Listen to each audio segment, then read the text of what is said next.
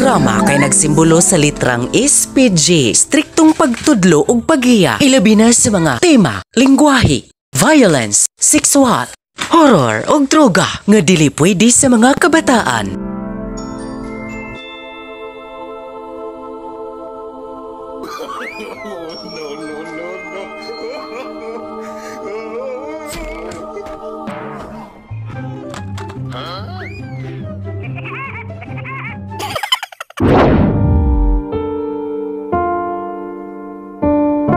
Dear Ate Claro, kining akong kaagi mahitungod kini sa akong mga babies.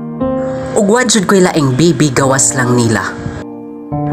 Naay higayon Ate Claro, nga dalita na lang nako silag asin tungod sa kalisod sa akong panginabuhi. Mo sideline ra magod ko og pamorikat sa kulon Ate Claro, maunang naay higayon nga asin mo'y ako idalit kanila. Nangayote ay nalanggod ang uban. Naay nangamatay kay gisumsum sa inom ug naasay nakasurvive kay nakalikay man sa mga palahubog. Sa pagpadayon sa kong istorya, na nag-inom ang among mga silingan. Pagtuo ko ba og lansang ang ilang gipulutan, pero di ay buwad lang di ay nga gipalit sa tindahan. Mapasalamaton kaayo ko nga wala nila matripingi ang akong mga bibis.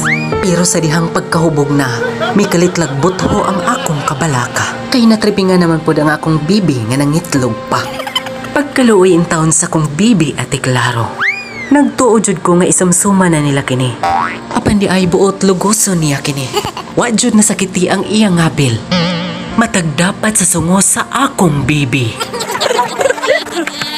Nakwangan! Tulo siya! Nakwangan! Apa na unsa ba Ate Claro? Nga instead mulikay ang akong bibi. Mura naman hinuog giganahan kini. Maayo na lang kaya akong nakitaan. O gidali-dali na akong sangpit o gipapauli. O giingnan nga dili mag-uwag-uwag. Kay bata pa kaayo ang iyang mga anak. Nagtuo jud ko Ate Claro nga ako ra ba di ay ang burikat. Apil man po di ay ang inahan sa akong mga bibis. Mao jud ni ang gikaproblemahan kanako karon Ate Claro. Hinungdan nga gipadangat nako kining akong suliran. Pamasin nga madunggan kini sa mga bungol nga tigpaminawan. Kay kining akong baby man gud nga inahan sa akong mga bibis. Mo take advantage man gud nako. Mas burikat pa nakong manglihok-lihok. Mo patol ra bag taw. Makuyawan jud ko og baliwon Ate Claro. Og lipakan kay intaw. Bata pa kayo ang iyang mga pisok. Og abi nimo Ate Claro sa una, ako ang himuong sumsuman sa mga hubog.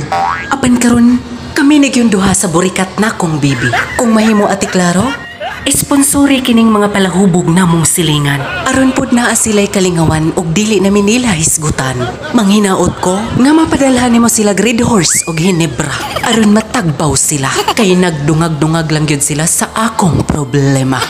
Apan wa jud ko magdahom Ate Claro. Kay ang asawa sa mga palahubog namong silingan, nahimo man pod hinuong burikat sa kadaghanan. Ug ako naman hinuoy gibasol sa tanan. Kay tungod ko nun ako, sila nangatakdan. Nga unta, wa man unta ko'y virus. Kini ang akong suliran, dungga bisag bungol ka.